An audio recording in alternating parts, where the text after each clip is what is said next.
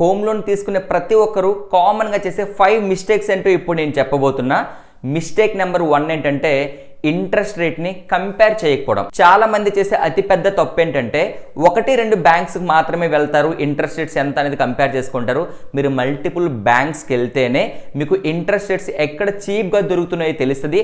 And public sector బ్యాంక్స్గా మీరు first importance అనేది ఇవ్వాలి. జస్ట్ 0.5% మీరు సేవ్ చేసిన 20 ఇయర్స్లో మీకు చాలా మనీ అనేది సేవ్ అవుతుంది. కాబట్టి ఎవరైనా హోమ్ లోన్ తీసుకునేటప్పుడు మల్టిపుల్ బ్యాంక్స్కి వెళ్ళి వెరిఫై చేసుకోండి. మిస్టేక్ నెంబర్ 2, చాలా మంది హోమ్ లోన్ ఒక 50 lakhs 55 lakhs తీసుకుంటారు 20 years 25 yearsకి, కానీ ప్రీపేమెంట్ చేయరన్నమాట.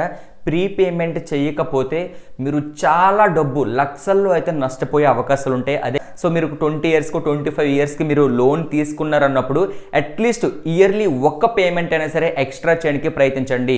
12 EMIs అయితే 13 EMIs మీరు పే చేయండి. అలా చేయడం వల్ల కొన్ని లక్షల రూపాయలు అయితే మీరు సేవ్ చేయొచ్చు.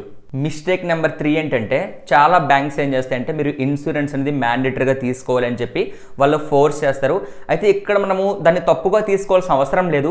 ఇన్సూరెన్స్ తీసుకోవడం వల్ల ఏదైనా జరిగితే కంపెనీ అనేది ప్రొటెక్ట్ చేస్తుంది కాబట్టి అది చాలా మంచి ఆలోచన. కానీ ఇక్కడే వాళ్ళు ఎలాంటి ఇన్సూరెన్స్ని మనకు సజెస్ట్ చేస్తున్నారు అనేది మీరు వెరిఫై చేసుకోవాలి.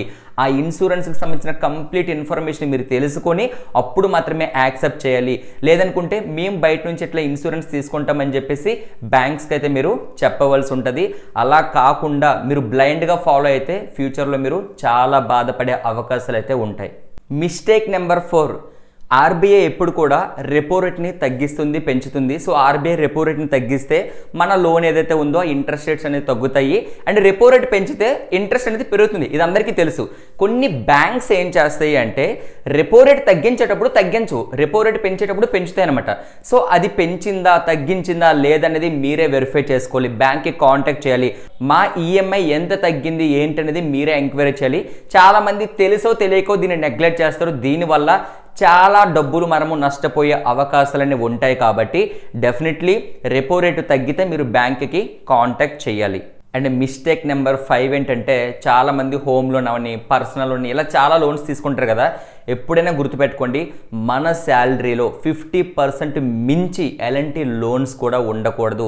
50% మించి ఉంటే మాత్రం ఫైనాన్షియల్గా మనము చాలా స్ట్రగుల్స్ అయితే ఫేస్ చేయాల్సి వస్తుంది. కాబట్టి మీరు ఎప్పుడైనా సరే లోన్స్ తీసుకునేటప్పుడు మీ ఇన్కంలో 50% మించి అయితే ఉండకూడదు. జనరల్గా 40% మించకూడదు అనుకుంటారు.